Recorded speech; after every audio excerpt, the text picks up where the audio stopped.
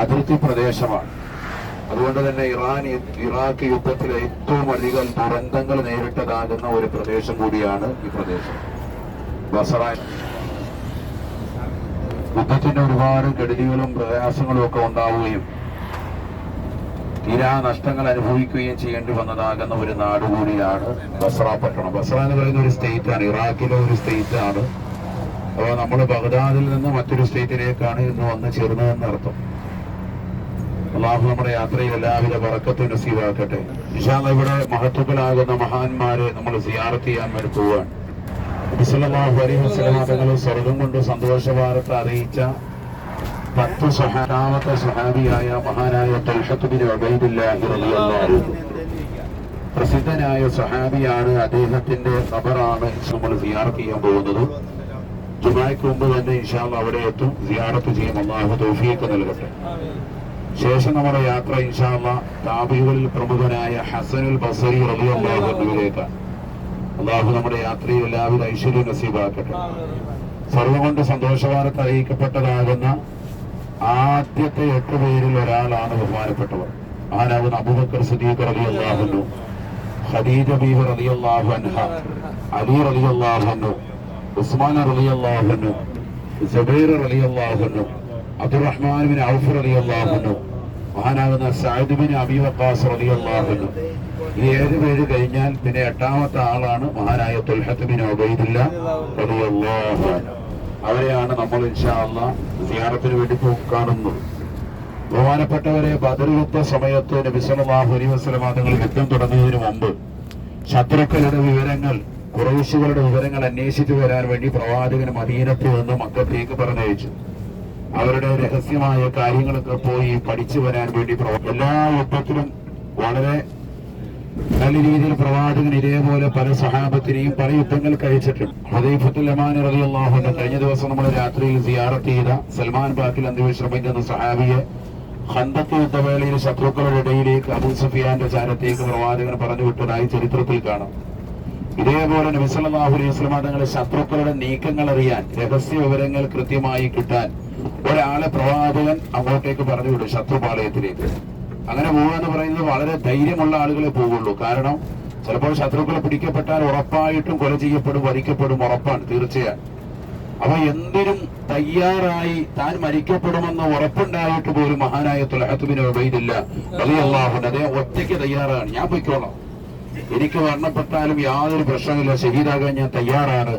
മക്കത്തെത്തി അവരുടെ ശത്രുക്കളുടെ ഖുറൈശികളുടെ പാളയത്തിൽ കടന്നു ചെന്ന് കാര്യങ്ങൾ മുഴുവനും ഞാൻ അറിഞ്ഞുകൊണ്ട് വരാമെന്ന് പറഞ്ഞ് സയ്യിദുനാ റസൂലുള്ളാഹി സ്വല്ലല്ലാഹു അലൈഹി വസല്ലമ തങ്ങളുടെ മുമ്പാകെ പ്രവാചകരെ സന്തോഷിപ്പിച്ചുകൊണ്ട് യാത്ര തിരിച്ചു മഹാനാകുന്ന തൽഹത്ത് ബിൻ ഉബൈദില്ലാഹ് റളിയല്ലാഹു.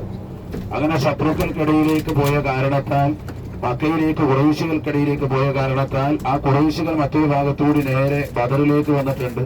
ബദർ യുദ്ധം നടക്കുന്ന സമയത്ത് ബഹുമാനപ്പെട്ടവർക്ക് ആ യുദ്ധത്തിൽ പങ്കെടുക്കാൻ സാധിച്ചില്ല. പക്ഷെ അദ്ദേഹത്തെയും ബദരീങ്ങളിൽ പങ്കെടുത്തവരുടെ കൂട്ടത്തിൽ, അഥവാ ബദർ യുദ്ധത്തിൽ പങ്കെടുത്ത കൂട്ടത്തിലാണ് തൽഹത്ത് ബിൻ ഉബൈദില്ലാഹ് റളിയല്ലാഹുവിന്റെ പേര്. ഇന്നും ബദരീങ്ങളുടെ പേര് എണ്ണുമ്പോൾ അവരുടെ പേരും എണ്ണാറുണ്ട് എന്നുള്ള വസ്തുത നാം അറിയണം. ബദർ യുദ്ധത്തിൽ പങ്കെടുത്തിട്ടില്ലെങ്കിൽ പോലും കൂലി അല്ലാഹുവിന്റെ റസൂൽ സല്ലല്ലാഹു അലൈഹി വസല്ലം തങ്ങൾ വാഗ്ദാനം ചെയ്തു. എന്തുകൊണ്ട്?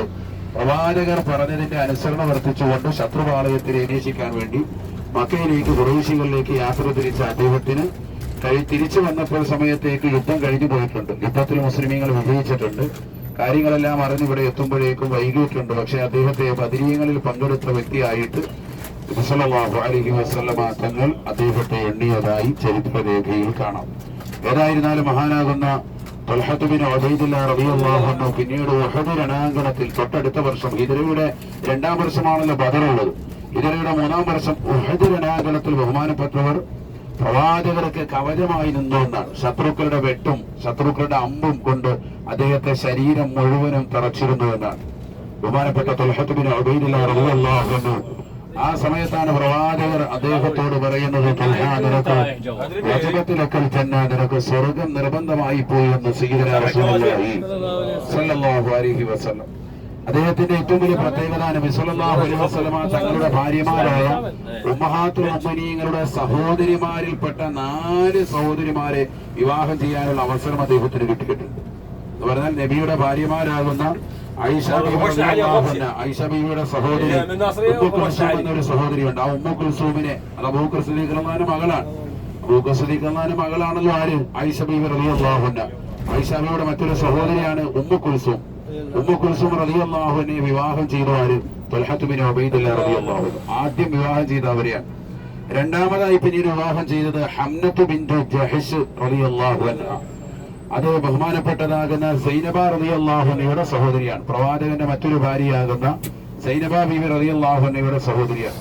അതിനുശേഷം പിന്നീട് പ്രവാചകരുടെ മറ്റൊരു ഭാര്യയുടെ സഹോദരി വിവാഹം ചെയ്യുന്നു. അത് മറ്റാരുമല്ല, ഫാരിഅ ഉമ്മു ഹബീബ റളിയല്ലാഹു അൻഹയുടെ സഹോദരിയാണ്.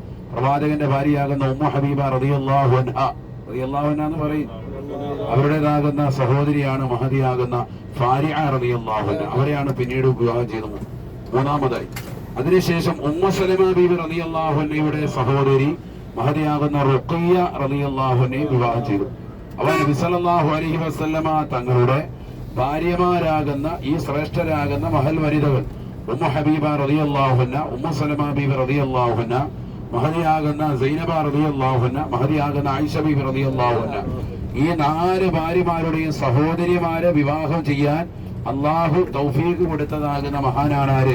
നമ്മളിപ്പോൾ സിയാറത്തിന് വേണ്ടി പോകുന്ന സ്വർഗം കൊണ്ട് സന്തോഷ വാർത്ത അറിയിക്കപ്പെട്ട 10 സഹാബത്തിൽ പ്രമുഖനായ, സ്വർഗം കൊണ്ട് പ്രവാചകരെ കൊണ്ട് ആദ്യമായി വിശ്വസിക്കുകയും അതിൽ ആദർ സ്വർഗം കൊണ്ട് വാഗ്ദാനം ചെയ്യുകയും ചെയ്ത 8ാമത്തെ വ്യക്തി മഹാനാകുന്ന ത്വൽഹത്ത് ബിൻ ഉബൈദില്ലാഹ് റളിയല്ലാഹു അൻഹു. എന്ന് പറഞ്ഞാൽ ആള് ചില്ലറക്കാരനല്ല, ഏറ്റവും ഉന്നതനായ വ്യക്തിയാണ്. നമ്മൾ ഇതുവരെ സിയാറത്ത് ചെയ്തതാകുന്ന ആളുകളൊക്കെ ഔലിയാക്കളൊക്കെ ആണെങ്കിൽ ഇപ്പോൾ സിയാറത്ത് ചെയ്യുന്നത് സ്വഹാബത്താണ്. നബിയെ നേരിട്ട് കാണുകയും യുദ്ധങ്ങളിലൊക്കെ പരിപൂർണമായി പങ്കെടുക്കുകയും പ്രവാചകരെ കൊണ്ട് വിശ്വസിച്ചുകൊണ്ട് നബിയുടെ കാലഘട്ടത്തിൽ ജീവിക്കാൻ അവസരം കിട്ടിയതാകുന്ന പ്രിയപ്പെട്ട സ്വഹാബത്തിന്റെ ചാരത്തേക്ക് ബസ്റയുടെ മണ്ണിൽ നിന്ന് ഇൻഷാ അല്ലാഹ് നമ്മൾ സിയാറത്ത് ആരംഭിക്കുകയാണ്. അല്ലാഹു കബൂലാക്കട്ടെ. മഹാനാകുന്ന ത്വൽഹത്ത് ബിൻ ഉബൈദില്ലാഹ് റളിയല്ലാഹു അൻഹു ഹിജ്റയുടെ 36ാമത്തെ വർഷം ജമൽ യുദ്ധത്തിലാണ് അവിടുന്ന് വഫാത്താകുന്നത്. ജമൽ യുദ്ധം നമുക്കറിയാം. ഐഷ ബീവി റളിയല്ലാഹു അൻഹ ഒരു ഭാഗത്ത് നിന്ന് യുദ്ധം നയിക്കുന്നു. അവരുടെ നേതൃത്വത്തിൽ മറുഭാഗത്ത് മറ്റു സഹാബത്ത് മുആവിയ റളിയല്ലാഹു അടക്കമുണ്ട്. ഈ യുദ്ധത്തിൽ മുസ്ലിമീങ്ങൾ തമ്മിൽ പരസ്പരം അങ്ങോട്ടും ഇങ്ങോട്ടും ഉള്ളതാകുന്ന ഈ യുദ്ധം വലിയ പ്രയാസമാണെന്ന് മനസ്സിലാക്കിയിട്ട് ബഹുമാനപ്പെട്ടവർ അതിൽ ഒഴിഞ്ഞു നിന്നതാണ്. പക്ഷെ ഒരു ശത്രുവിൻ്റെതാകുന്ന ഭാഗത്തു നിന്ന് അദ്ദേഹത്തിന് വെട്ടുകിട്ടി. ബഹുമാനപ്പെട്ടവരെ രണ്ടുപേരുടെയും വശത്ത് നിന്നവരല്ല. ത്വൽഹത്ത് ബിൻ ഉബൈദില്ലാഹ് റളിയല്ലാഹു അൻഹു ജമൽ യുദ്ധത്തിൽ വെച്ചുകൊണ്ടാണ് ഷഹീദാക്കപ്പെടുന്നത്. അങ്ങനെയാണ് ഈ ബസ്റയിൽ ബഹുമാനപ്പെട്ടവർ ഖബർ ഒരുക്കുന്നത്. ഇതേപോലെ തന്നെ ജമൽ യുദ്ധത്തിൽ വെച്ചുകൊണ്ട് മരണപ്പെട്ടുപോയ മറ്റൊരു സ്വഹാബിയുടെ ചാരത്ത് സ്വർഗം കൊണ്ട് സന്തോഷ വാർത്ത അറിയിക്കപ്പെട്ട സുബൈർ ബിൻ അവ്വാം റളിയല്ലാഹു അൻഹുവിന്റെ ഖബറിന്റെ സമീപത്താണ് ഇന്നത്തെ ജുമാ നമസ്കാരം ഇൻഷാ അല്ലാഹ് ഉണ്ടാവുക. അള്ളാഹു നമ്മളെ കബൂൽ ചെയ്ത് അനുഗ്രഹിക്കട്ടെ. ഈ സിയാറത്തെല്ലാം പരിപൂർണമായി അള്ളാഹു സ്വീകരിക്കട്ടെ. അദ്ദേഹത്തിന്റെ മഖബറയുടെ സമീപത്ത് പഴയ കാലഘട്ടത്തിൽ ഭക്ഷണശാലയുണ്ടായിരുന്നു. അതുപോലെ തന്നെ ധാരാളം ആളുകൾ അദ്ദേഹത്തിന്റെ മഖബറയിൽ നിന്ന് സിയാറത്ത് ചെയ്യുന്നതായിട്ട് ഞാൻ കണ്ടു എന്ന് ഇബ്നു ബത്തൂത്ത ചരിത്രകാരനാണ് അദ്ദേഹത്തിന്റെ രഹില എന്ന് പറയുന്ന അറബി ഗ്രന്ഥത്തിൽ തന്നെ അടയാളപ്പെടുത്തിയതായി കാണാം. അഥവാ ഒരുപാട് കാര്യങ്ങൾ ഇബ്നു ബത്തൂത്ത ലോകസഞ്ചാരിയായിരുന്നല്ലോ. പഴയ പായ്ക്കപ്പലിനകത്ത് വളരെ കഷ്ടയാതനകൾ അനുഭവിച്ചുകൊണ്ട് കടലിലൂടെ വിവിധ രാജ്യങ്ങൾ